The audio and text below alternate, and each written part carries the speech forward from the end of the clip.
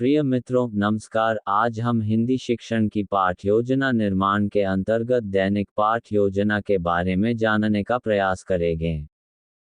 साथियों, पाठ योजना एक ब्लूप्रिंट मानी जाती है। दैनिक पाठ योजना को सर्वप्रथम जोहन फ्रेडरिक हर्बर्ट ने प्रस्तुत किया, इसलिए इसे गेस्टाल्टवाद की देन माना जाता है। शिक्षक द्वारा अपनी पाठ्य वस्तु, अधिगम तथा शिक्षण सिद्धांतों को ध्यान में रखकर पूर्व चिंतन के आधार पर बनाई गई लिखित योजना दैनिक पाठ योजना कहलाती हैं। सामान्य शब्दों में कहे तो शिक्षक शिक्षण करवाने से पहले विषयवस्तु का निर्धारण शिक्षण से पूर्व कर लेता है, उसे दैनिक पाठ योजना कहते हैं। दैनिक पाठ योजना एक इकाई के कई पाठों का रूप होती है। यह इकाई के विषयवस्तु पर निर्भर करती हैं। दैनिक पाठ योजना में किसी विशेष विषय और चरणों का विवरण होता है। इसमें निम्नलिखित भाग होते हैं: उद्देश्य, संपर्क और अधिगम के संसाधन आदि। इसमें गतिविधियों का एक लिखित रूप कक्षा में व्यवहारिक रूप से निष्पादित होता है। यह पिछले दिन से अलग है। यह वर्तमान पाठ पर आधारित है।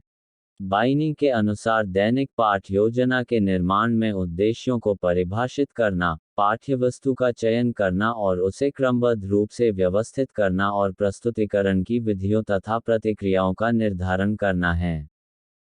दैनिक पाठ योजना के सोपान: पाठ की तैयारी या भूमिका, प्रस्तुतिकरण, तुलना या संबंध और प्रयोग या पुनरावृत्ति दैनिक पाठ योजना के सोपान होते हैं।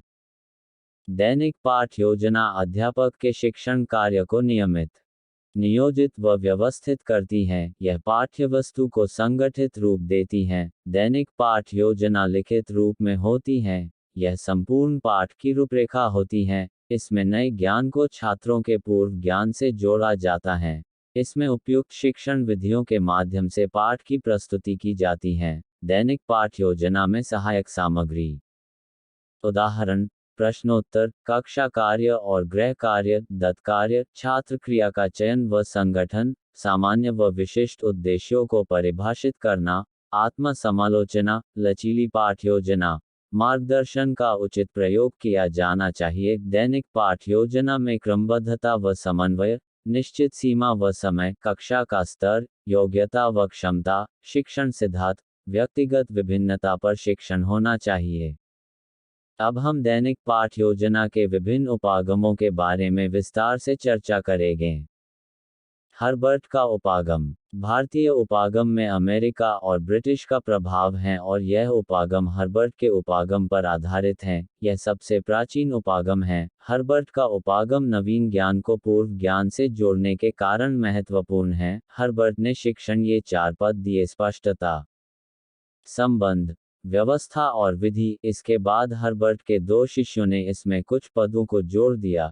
शिष्य जिल्लर ने स्पष्टता को प्रस्तावना और प्रस्तुतिकरण में बांट दिया और विल्होम रीन ने जिल्लर के प्रस्तावना और प्रस्तुतिकरण के बीच में उद्देश्य कथन को जोड़ दिया। इस प्रकार हर्बर्ट उपागम के 5 सोपान माने गए: प्रस्तावना, प्रस्तुतिकरण, तुलना, सामान्यीकरण और प्रयोग या मूल्यांकन।